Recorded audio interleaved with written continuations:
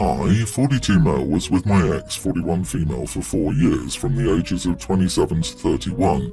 In the second year of our relationship, she got pregnant, and I was so happy to be a dad, so excited to give my child everything I didn't have. Later on in the year, we welcomed a beautiful, healthy baby boy. I should preface this a bit by saying that myself and my ex are both pale Korean, so when my son was born with darker skin, I had some doubts but told myself that he would gain features that resembled his mom and me as time passed. I was wrong. Within the first year of his life, I knew that my son wasn't mine. Along with his darker skin, he has hair that defies gravity, while mine and his mom's are as straight as needles. He has different facial features than both of us. Despite knowing most of these within the first year of his life, I decided to stick around and raise him as my own because I'd already become attached to him, and vice versa.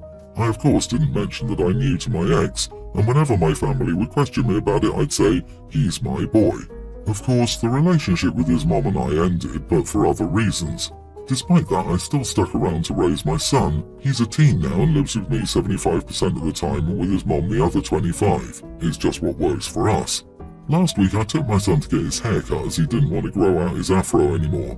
He went back with his mom shortly afterward, and the day after I got a call from my ex telling me she needed to speak with me and that it was serious. We met up and she sat me down very dramatically and proceeded to tell me that my son wasn't my son and that he was her old co-worker's son, and that he was in a very vital stage where he needed to learn about him and his biological dad's culture and whatnot. I told her that I knew. She looked shocked and confused. I told her that I wasn't stupid, that I knew since the moment he was born and that I loved him, and if he chooses to meet his bio-dad, then I fully support him.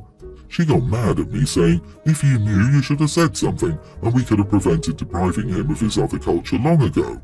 When I mentioned that she should have told me, she said, "I didn't want to hurt you." That conversation ended, and she went on to tell my son everything. He was rightfully upset and called me afterward to pick him up. I told him that I'd known and loved him from the beginning. He was upset with me for about a day, then he came to me and said he wanted to meet his bio-dad.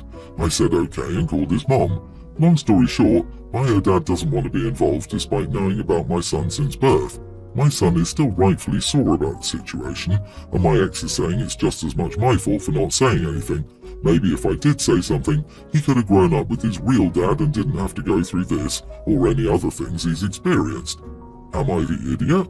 Not the idiot. Okay, so your ex cheated on you, knew that she got pregnant with the guy she cheated on you with, lied to you and your son this whole time, and this is your fault? You seem to be a really loving person, and your ex is most likely taking advantage of your loving nature by placing her grief on you. I'm so sorry you're going through this. Is she seriously trying to blame you right now?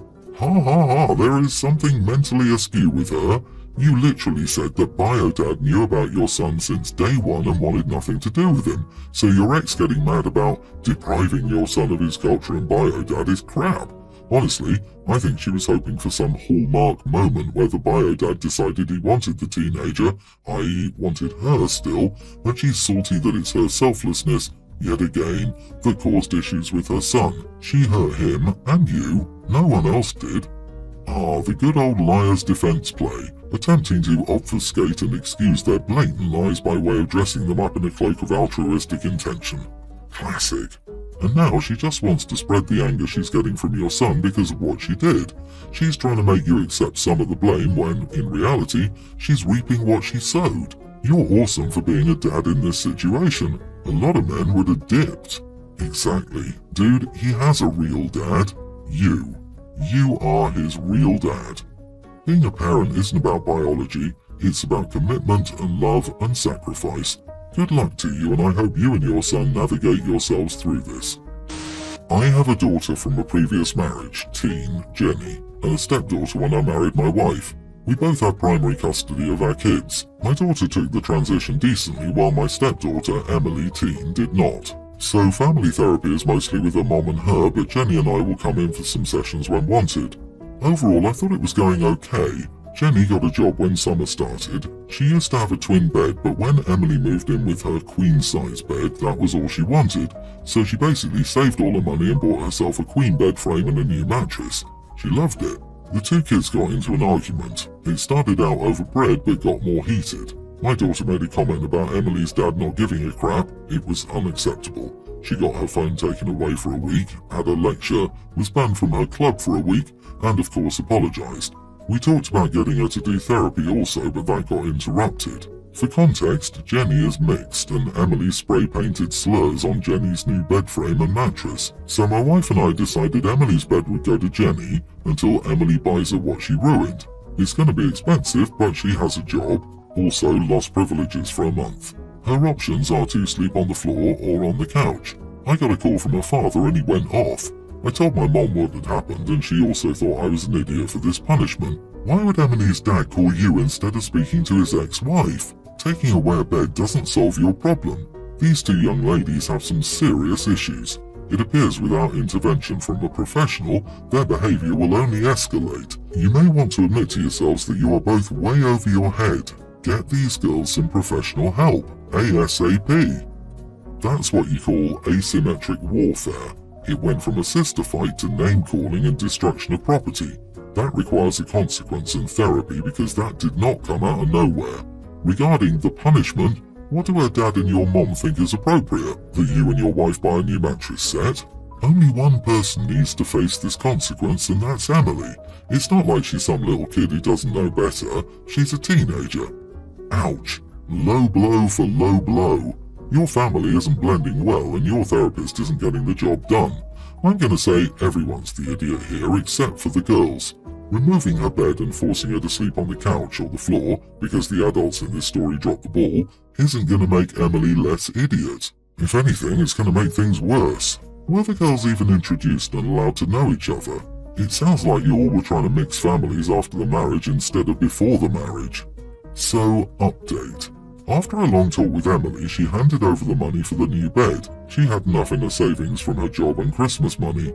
My wife handled the slur talk and had a long conversation with her ex-husband about their daughter and about him basically abandoning her. Individual therapy for both. My mom and dad have 3 kids, me, 18 female and 22 female and male twins. My mom struggled with a host of mental issues and while she loved us, she was not a good mother or partner at all.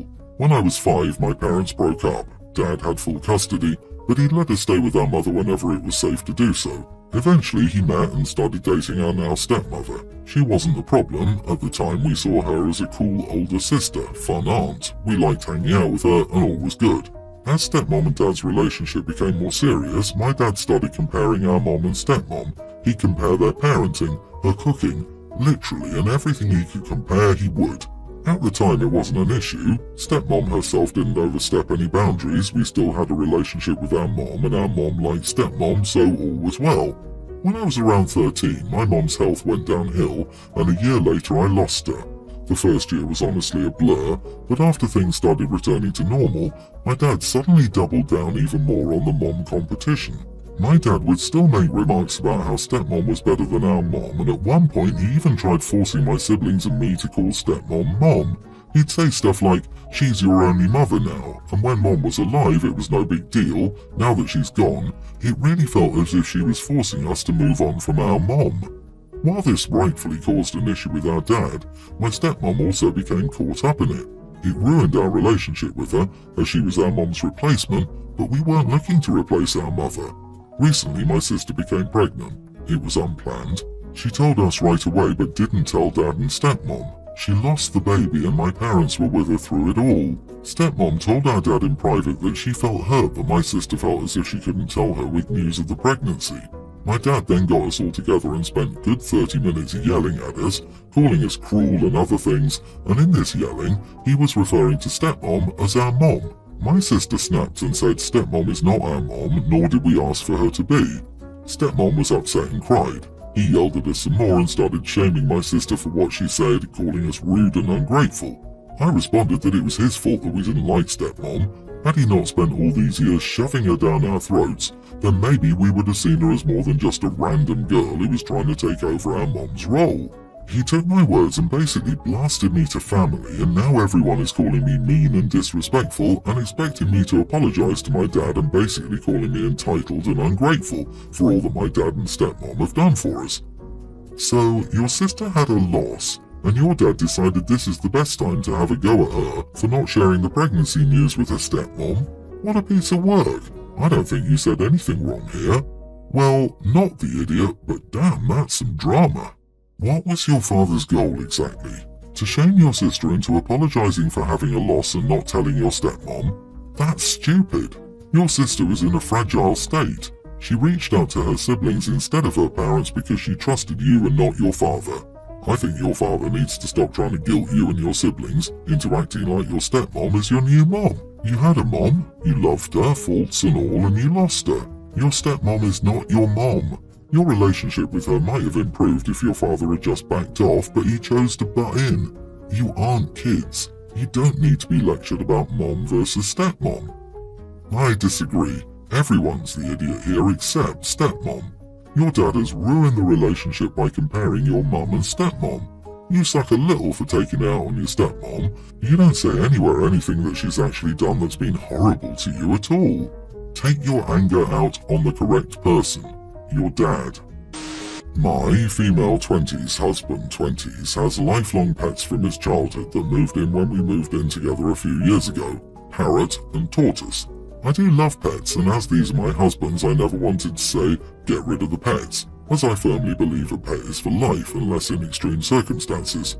As these pets are indoor pets and have lower care than a dog, I figured we do care 50-50. In 2020 I got a work from home job, so I'm around the pets all day, so they're more attached to me and follow my commands a bit more as they know I spoil, but to a limit. Bad behaviour means you don't get to hang out with mom. My husband, on the other hand, has figured I'm gonna do the care 24/7. I never get a moment to myself. My days off are normally doing the deep cleaning of everyone in the house or running to get fresh food, pet care items. He's off Tuesdays, Wednesdays, I'm off Wednesdays and Thursdays. He's gone all day Tuesdays after waking up at noon and returns home after midnight. Meanwhile, I'm still working but handling everyone at home. I've told him to step up and he kinda brushes it off. However, on the rare occasion that I have a doctor's appointment, an illness that runs in the family, appointment made months in advance, it's a fight with my husband each time. I don't like taking the pets off their schedule by much since it means they're cranky and potty breaks become harder. I had an appointment on Wednesday at 11, which is normally when the pet's day starts, but I'll need to be out of the house by 9:30. My husband had an interview at 1 PM and stated that I should just get everyone ready for the day when I get up. I said no, he needs to do it. He said that the parrot always bites him and flies away, and the tortoise just hunkers down when it's time to put them up. I explained they do it because they're not used to him and the bird bites me all the time and showed him my hand where the bird recently bit me. He told me I was being stubborn. I told him to deal with it. And after my appointment, I'm going shopping for myself and getting lunch since I don't go out much, and since I'm downtown, I'll enjoy myself, which I did for the first time in months. He's now upset and saying I cost him the interview. Am I the idiot for this? You couldn't feed his pet turtle, so he says you cost him a job offer. Is he 12? You are not the idiot. He cared for them before you married, he can do it now. They're there because of him anyway. Is he going to be like this if you have kids? The parrot and the tortoise have potty breaks? That's new. How much attention do these two pets need? I guess I didn't realise they demanded such round-the-clock care. I wonder if the husband actually took care of the pets on his own. If he'd moved from his parents' home to live with OP, his mother might have been the primary pet caretaker. Parrots, depending on the species, can be very much like having a toddler that flies and has a bolt cutter strapped to their face.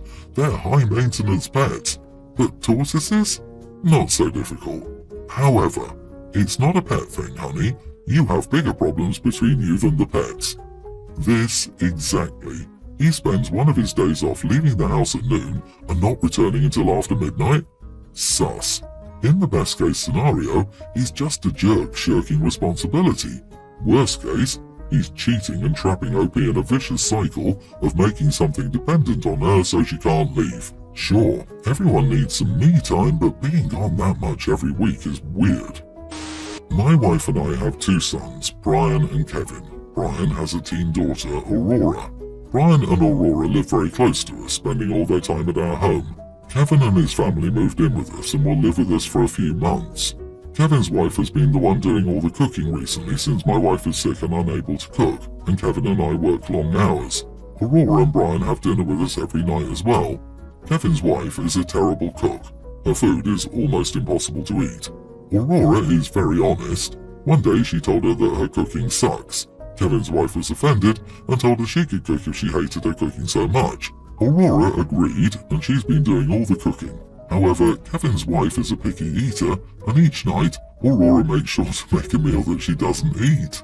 This has caused many arguments between them, and Kevin's wife thinks I'm an idiot and should just kick her out and tell her to stop coming over for dinner. So, am I the idiot for not kicking my granddaughter out? Everyone's the idiot here. Okay, Kevin's wife is not a good cook, but she stepped up when needed. Aurora sounds like she weaponized the food so Kevin's wife couldn't eat what she prepared. Not cool, but it sounds like OP stands behind her on this choice or has not corrected her. Kevin's wife then wants Aurora to get thrown out. An idiot move. While your wife is sick, can't someone step up an adult? Run-of-the-mill family drama if you ask me. It's only missing the one sibling in the back thinking they're all nuts. Dear God, your poor wife is trying to heal while all of you play grab butt. I hope she books the resort and leaves you all to figure it out. Sheesh.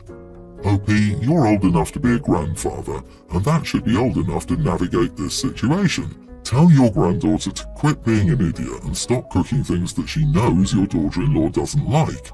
Tell your daughter-in-law and son that you're doing them a favor by letting them move in for a bit, and that they aren't able to dictate who will and won't be in your home, and to grow up because she has hands and can cook her own food if she doesn't like what's being prepared.